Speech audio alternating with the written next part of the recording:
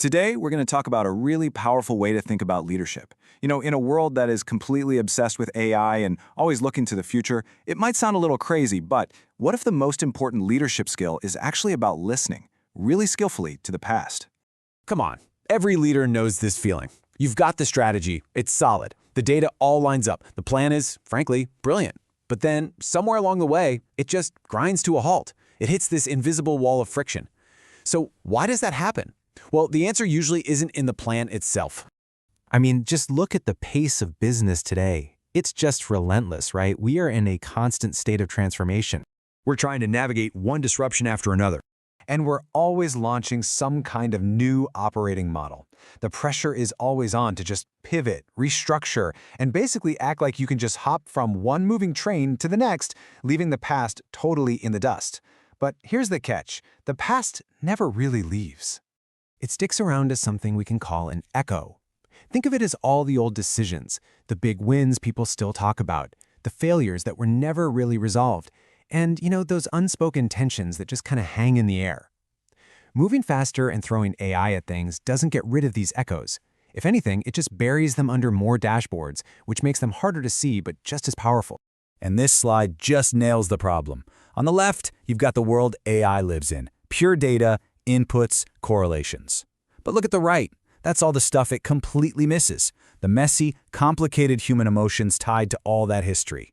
The pride someone has in a legacy system they built, the shame from a project that failed spectacularly, or the distrust that's lingered since a promise was broken.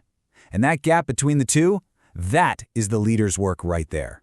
So, this really demands a huge shift in how we think. We have to stop being what you could call an amnesic strategist, someone who just ignores the past or pretends it doesn't matter, and instead become a tuner of resonance, a leader who actually actively listens for these echoes. So what does an attuned leader actually do? Well, they notice the same old topics that keep popping up in meetings again and again.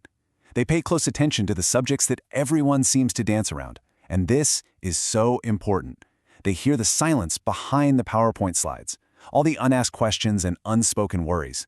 Because let's be honest, so often the thing that's blocking progress isn't a bad strategy. It's an unresolved echo from the past.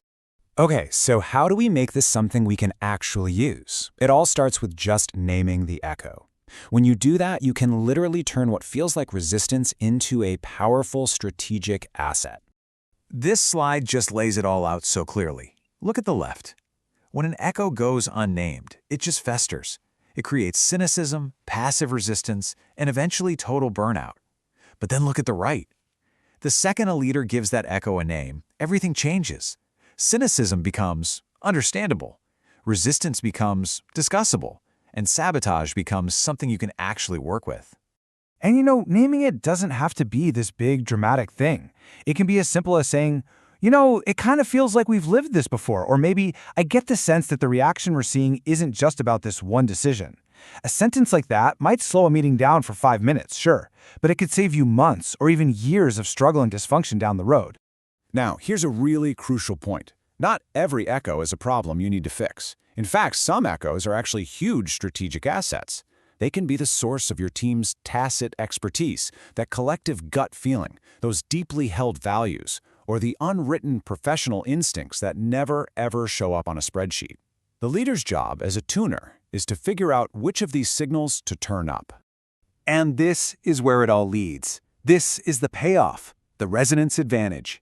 Being able to do this work, this isn't some soft skill. No way. It's a key differentiator, especially now, in the age of AI. Just think about it this way. AI is making standardization and optimization pretty much the baseline for every company out there, right? That's what you see in these first 3 bars. So if everyone is becoming just as efficient, what's left to set you apart? Well, it's that taller bar. It's human resonance. That becomes your ultimate competitive advantage because it's the one thing an algorithm just can't copy. So organizations that really learn to listen to their echoes, they get real tangible rewards.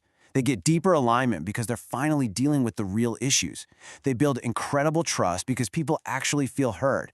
And all of that translates into some serious execution power because now the team is truly mobilized, not just organized on a chart. This quote just says it all perfectly. Structures organize, processes optimize, but it's resonance that mobilizes. It's that harmony you create by tuning into the human element that lets everyone move forward, together, with purpose. So the question I'll leave you with is this.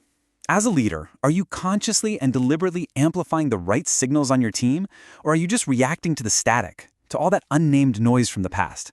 The answer to that question could be the difference between getting stuck and truly breaking through.